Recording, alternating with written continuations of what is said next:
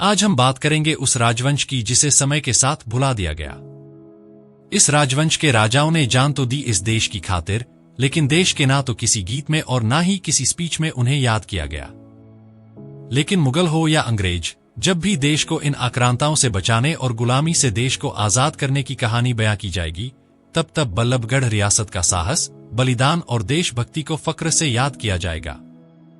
बल्लभगढ़ भारत के हरियाणा राज्य के दक्षिण पूर्वी भाग में स्थित है। यह राजधानी दिल्ली से लगभग 30 किलोमीटर की दूरी पर मौजूद है। बल्लभगढ़ फरीदाबाद जिले का प्रमुख शहर और तहसील है, जो दिल्ली मथुरा रेल मार्ग पर स्थित है। बल्लभगढ़ की भारतीय इतिहास में महत्वपूर्ण भूमिका रही है।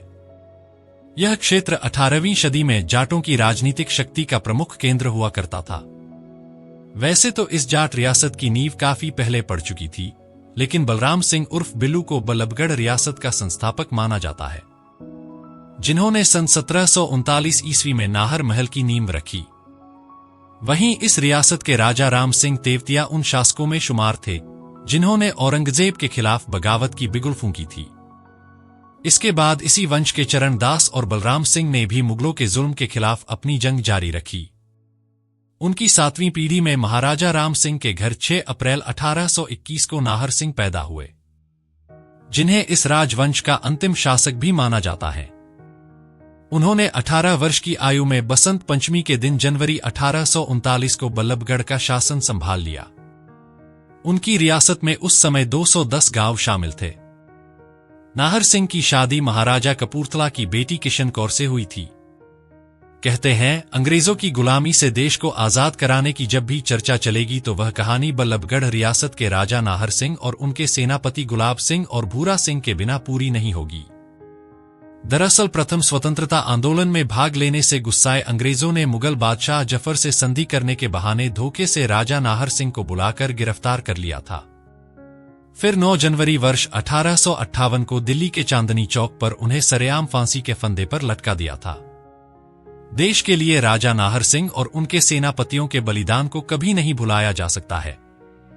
उनसे जुड़ी तमाम इतिहास के पन्नों को टटोलने के बाद यह कहा जा सकता है कि राजा नाहर न सिर्फ एक बहादुर योद्धा और शासकीय कूटनीति में दक्ष थे, बल्कि उनकी सेना भी काफी सशक्त और ताकतवर थी।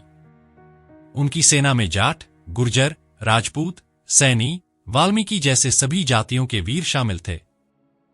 सन 1857 में अंग्रेजी हुकूमत के खिलाफ पूरे देश में अंदर ही अंदर एक आग सुलग रही थी। इसकी शुरुआत मेरठ छावनी से मंगल पांडे, झांसी की रानी लक्ष्मीबाई आदि कर चुके थे। तब सभी राजाओं के सामने एक ही परेशानी थी कि अंग्रेजों से किस राजा के नेतृत्व में लड़ाई लड़ी जाए। तब सभी ने मुगलों के अंतिम बादशाह बहादुर शाह जफर को दिल्ली के राज सिंहासन पर बैठाकर अंग्रेजों के खिलाफ लड़ाई लड़ने का फैसला लिया और दिल्ली के तख्तोताज की सुरक्षा का जिम्मा बल्लभगढ़ के राजा नाहर सिंह, झज्जर के नवाब और बहादुरगढ़ के नवाब को सौंपा गया। राजा नाहर सिंह की बहादुरी को देखते हुए उन्हें बहादुर शाह जफर का आंतरिक प्रशासक घोषित किया गया। सन 1857 में अंग्रेजी हुकूमत के खिलाफ नाहर सिंह के नेतृत्व में सेना ने भीषण युद्ध लड़ते हुए अंग्रेजी सेना को बुरी तरह से परास्त कर दिया। इसके बाद अंग्रेज भी यह सोचने पर मजबूर हो गए कि जब तक राजा नाहर सिंह है, तब तक दिल्ली पर कब्जा करना मुश्किल है। तब अंग्रेजों ने एक चाल चली और शांति का संदेश लेकर राजा नाहर के पास अंग्रेजी अफसरों को बल्लभगढ़ भेजा, जहां उन्होंने कहा कि मुगल बादशाह बहादुर शाह जफर के साथ शांति समझौते की बातचीत चल रही है और उसमें नाहर की मौजूदगी अत्यंत महत्वपूर्ण है। नाहर अंग्रेजों के उस षड्यंत्र को नहीं समझ सके और 6 दिसंबर सन 1857 को नाहर 500 घुड़सवार सैनिकों के साथ दिल्ली रवाना हो गए। लेकिन जैसे ही वह दिल्ली में दाखिल हुए, अंग्रेजों ने उन पर हमला कर उन्हें बंदी बना लिया। इस हमले में उनके सभी सैनिक भी मारे गए। इसके बाद अंग्रेजों ने मुगल सल्तनत के अंतिम बादशाह बहादुर शाह जफर को भी गिरफ्तार कर लिया। वहीं अगले दिन अंग्रेजों ने बल्लभगढ़ पर धावा बोल दिया और 3 दिन तक मारकाट चलती रही, जिसमें स्थानीय निवासियों को भी नहीं बख्शा गया। राजा नाहर की लोकप्रियता को देखते हुए अंग्रेजों ने उनके खिलाफ पलवल के डाकखाने को लूटने के आरोप में मामला दर्ज किया और इलाहाबाद की कोर्ट में मुकदमा चलाया।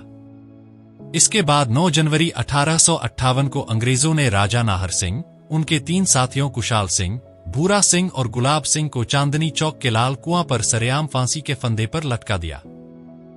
फांसी के बाद उनका पार्थिव शरीर भी अंग्रेजों ने उनके परिजनों को नहीं दिया।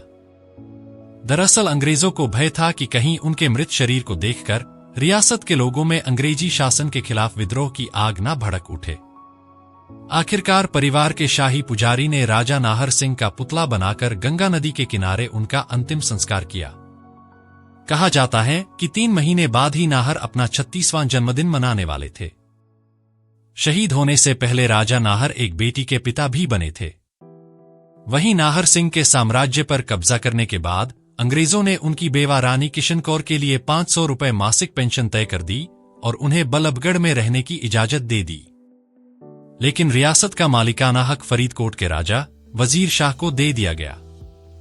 वहीं आजादी के बाद 1 नवंबर सन 1966 को बल्लभगढ़ नए राज्य हरियाणा का हिस्सा बन गया। चलिए अब आपको बताते हैं उस वीर राजा के महल के बारे में जिसे अब नाहर सिंह पैलेस के नाम से जाना जाता है। दरअसल राजा नाहर सिंह का ये महल खूबसूरती के लिए काफी मशहूर है, जिस वजह से यह पैलेस यहां आने वाले सैलानियों का आकर्षण का मुख्य केंद्र बन चुका है। वहीं इस महल के रख रखाव का जिम्मा हरियाणा सरकार ने हरियाणा पर्यटन विभाग को सौंप दिया है। इस किले का निर्माण जाट राजा नाहर सिंह के पूर्वज राजा बलराम सिंह ने 1739 ईस्वी के आसपास करवाया था। हालांकि इसका निर्माण लगभग 1850 तक कई भागों में जारी रहा। वहीं यदि इस महल के वर्तमान स्थिति पर गौर करें तो राजा नाहर सिंह का महल अब एक आलीशान मोटल कम रेस्टोरेंट में बदल चुका है। इस 2 मंजिला बलुआ पत्थर की संरचना वाले विस्तृत गुंबद और मीनारे एक विशाल केंद्रीय प्रांगण के चारों ओर बनी है। महल में 6 शानदार ढंग से सजाए गए अतिथि कक्ष हैं जो शाही माहौल से भरपूर हैं। किले को इसके 4 कोनों पर मीनारों से सजाया गया था, जिनमें से अब केवल 2 ही दिखाई देती हैं। महल में एक दरबारे आम और एक सुंदर छतरी से सजा हुआ रंग महल भी है, जो इसकी खूबसूरती में 4 चांद लगा देता है।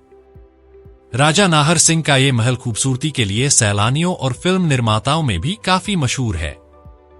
यही वजह है कि इस महल में आए दिन फिल्मों की शूटिंग चलती रहती है, जिसके एवज में सरकार को अच्छी खासी कमाई भी हो जाती है। इसके अलावा इस महल में न सिर्फ शाही शादी के लिए अच्छी खासी स्पेस है, बल्कि सैलानियों के लिए ठहरने का भी शाही इंतजाम है। वहीं इस महल को देखने आने वाले सैलानियों के लिए इस महल के खुलने का समय सुबह 7 बजे से लेकर रात के 10 बजे तक है। समय के साथ रखरखाव के अभाव में जर्जर होता देख राजा नाहर सिंह के महल को आजादी के बाद तहसील बना दिया गया था, लेकिन प्रशासन महल की देखरेख नहीं कर सका, जिससे इसकी हालत जर्जर होती गई।